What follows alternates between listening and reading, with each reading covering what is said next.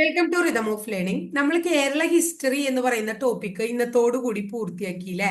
അപ്പൊ കേരള ഹിസ്റ്ററിയുമായിട്ട് റിലേറ്റഡ് ആയിട്ടുള്ള പ്രീവിയസ് ഇയറിൽ ചോദിച്ചിട്ടുള്ളതും അതിനെ നമ്മൾ എന്താക്കി മാറ്റിയേക്കാണ്, സ്റ്റേറ്റ്മെന്റ് രൂപത്തിലുള്ള ചോദ്യങ്ങളാക്കി മാറ്റിയേക്കാണ്. അപ്പൊ എന്താണ്, നിങ്ങൾക്ക് സ്റ്റേറ്റ്മെന്റ് രൂപത്തിലുള്ള ചോദ്യങ്ങൾ മോക്ക് ടെസ്റ്റ് പോലെ എഴുതാനായിട്ട് പറ്റും.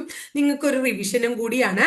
അപ്പൊ 20 ക്വസ്റ്റ്യൻ ആണ്. അപ്പൊ ഭംഗിയായിട്ട് നിങ്ങൾ ഈ മോക്ക് ടെസ്റ്റ് എഴുതുക. അപ്പൊ നമ്മൾ എന്താ ചെയ്യണേ, ഈ കേരള ഹിസ്റ്ററി ഇപ്പൊ ആദ്യത്തെ ദിവസം ടീച്ചർ എടുത്തേക്കുന്ന subject arrival of Europeans in Kerala എന്നുള്ളതാണ്.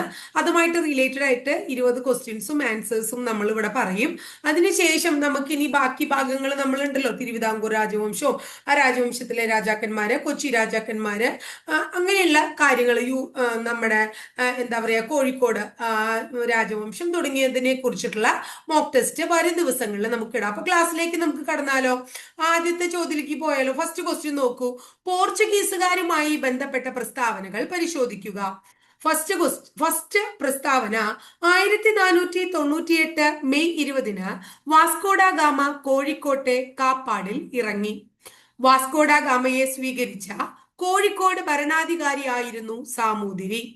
ഇന്ത്യയിലെ ആദ്യ യൂറോപ്യൻ കോട്ടയായ മാനുവൽ കോട്ട നിർമ്മിച്ചത് കൊച്ചിയിലാണ്.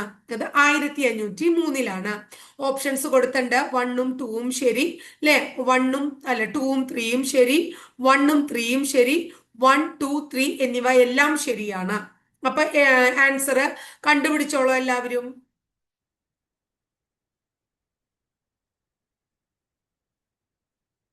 ആൻസർ കിട്ടി കാണുമെന്ന് വിചാരിക്കുന്നു. ഇതിന്റെ ശരി ഉത്തരം ഇതാണ്, 1, 2, 3.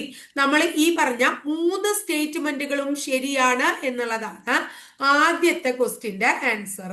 ഇനി നമ്മൾ രണ്ടാമത്തെ ക്വസ്റ്റ്യനിലേക്ക് കടക്കുകയാണ്.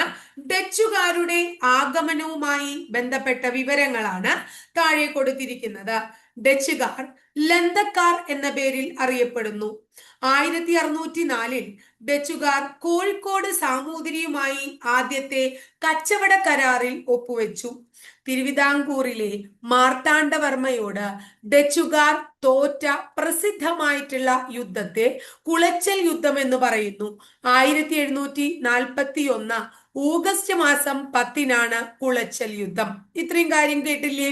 ഇനി ഇതിന്റെ ഓപ്ഷൻസ് 4 തന്നിട്ടുണ്ടല്ലോ. ആ ഓപ്ഷൻസ് നോക്കിയിട്ട് ഏതാണ് ശരി എന്നുള്ളത് എത്രയും പെട്ടെന്ന് കണ്ടുപിടിക്കാം.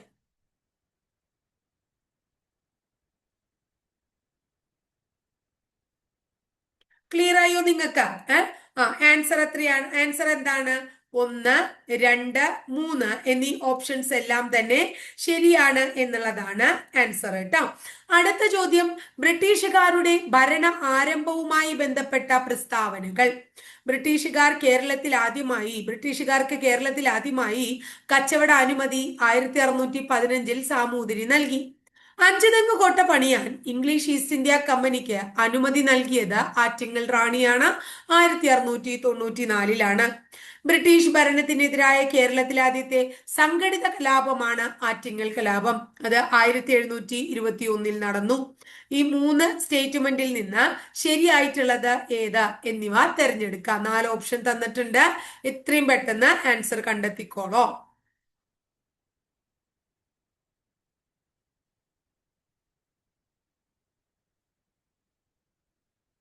കണ്ടെത്തിയില്ലേ. ഇനി ഓപ്ഷൻസ് നോക്കിയാലോ, ആൻസർ നോക്കിയാലോ. 1, 2, 3 എന്നിവ എല്ലാം തന്നെ ശരിയാണ്. ഇനി നമ്മൾ അടുത്ത ചോദ്യത്തിലേക്ക് വരികയാണ്. ഫ്രഞ്ചുകാരുടെ കേരള സാന്നിധ്യത്തെ കുറിച്ചുള്ള പ്രസ്താവനകൾ. കേരളത്തിൽ ഫ്രഞ്ചുകാരുടെ പ്രധാന കേന്ദ്രമായിരുന്നു മാഹി.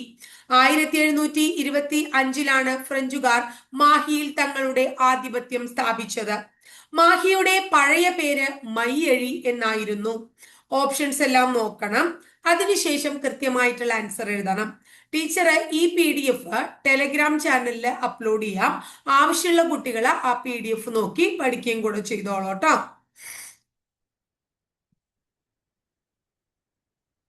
ഓപ്ഷൻസ് നോക്കിയില്ലേ മക്കളെ? ഇനി ആൻസറിലേക്ക് പോയാലോ നമുക്ക്.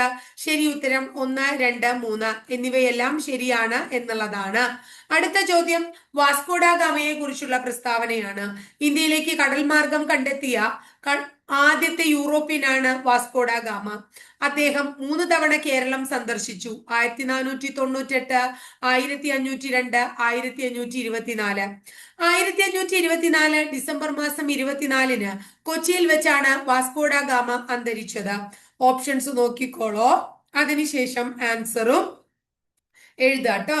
അതിനുശേഷം നമുക്ക് ആൻസർ ടീച്ചർ പറയാം.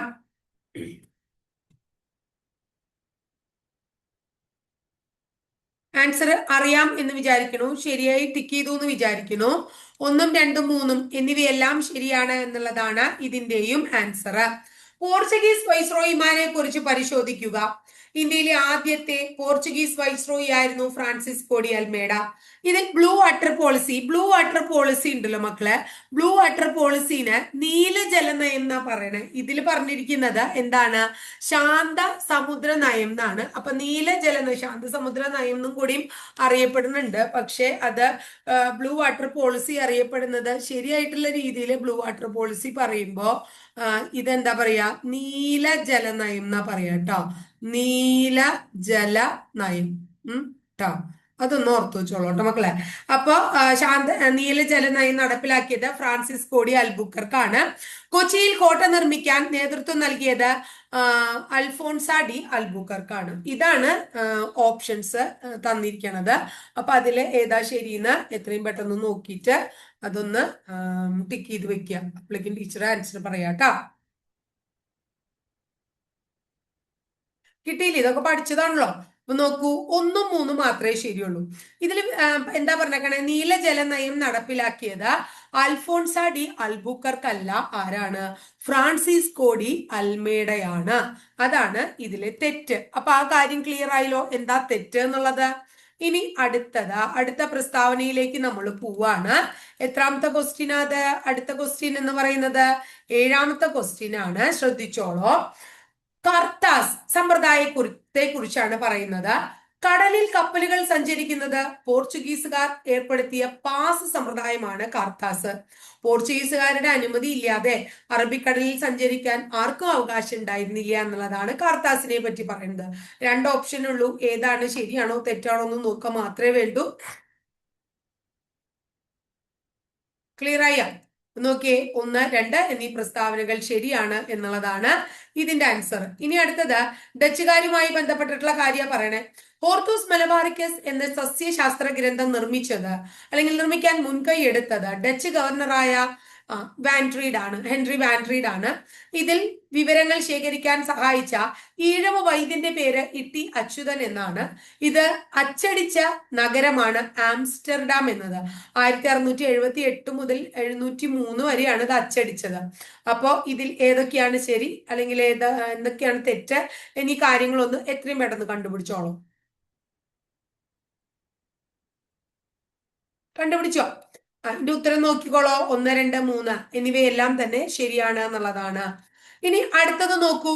കോലത്ത് നാടും യൂറോപ്യന്മാരും. കണ്ണൂരിലെ സെന്റ് ആഞ്ചലോസ് കോട്ട നിർമ്മിച്ചത് ഡച്ചുകാരാണ്. 1505-ൽ ഫ്രാൻസിസ്കോ ഡി അൽമേഡയാണ് സെന്റ് ആഞ്ചലോസ് കോട്ട പണി കഴിപ്പിച്ചത്. ശരിയാണോ തെറ്റാണോ? ഏതാണ്? 4 ഓപ്ഷൻ കൊടുത്തിരിക്കുന്നു. ഉത്തരം ഏകം കണ്ടെത്താട്ടോ. കണ്ടെത്തിയില്ലേ? ഓപ്ഷൻസ് ടീച്ചർ പറയാണ്. 1 തെറ്റ്, 2 ശരി. അത് സെയിന്റ് ആഞ്ചലോസ് കോട്ട പണിതത് പോർച്ചുഗീസുകാരനാണ്, ഫ്രാൻസിസ്കോ ഡി അൽമേഡ അല്ലെ. ഇനി ആരല്ല? ഡച്ചുകാരല്ല എന്നുള്ളതാണ് ഇതിന്റെ ക്ലിയർ ആയിട്ടുള്ള ആൻസർ പറയണത്. അപ്പൊ ആ കാര്യം ക്ലിയർ ആയില്ലേ? ഇനി അടുത്ത ചോദ്യത്തിലേക്ക് വരൂ. കുഞ്ഞാലി മരക്കാരെ കുറിച്ചിട്ടുള്ള പ്രസ്താവനയാണ്. സാമൂതിരിയുടെ നാവികപ്പട തലവന്മാരായിരുന്നു കുഞ്ഞാലി മരക്കന്മാർ. പോർച്ചുഗീസുകാർക്കെതിരെ കടൽ യുദ്ധം നയിച്ച ആദ്യ ഇന്ത്യൻ നാവിക പടയാണിത്. ചാലിയൻകോട്ട പോർച്ചുഗീസിൽ നിന്ന് പിടിച്ചെടുത്തത് കുഞ്ഞാലി മൂന്നാമന്റെ കാലത്താണ്. 3 ഓപ്ഷൻസ് 3 സ്റ്റേറ്റ്മെന്റ് തന്നിരിക്കുന്നു. 4 ഓപ്ഷൻസ് തന്നിരിക്കുന്നു. ഏതാണ് ശരി എന്ന് എത്രയും പെട്ടെന്ന് കണ്ടുപിടിച്ചോളോ.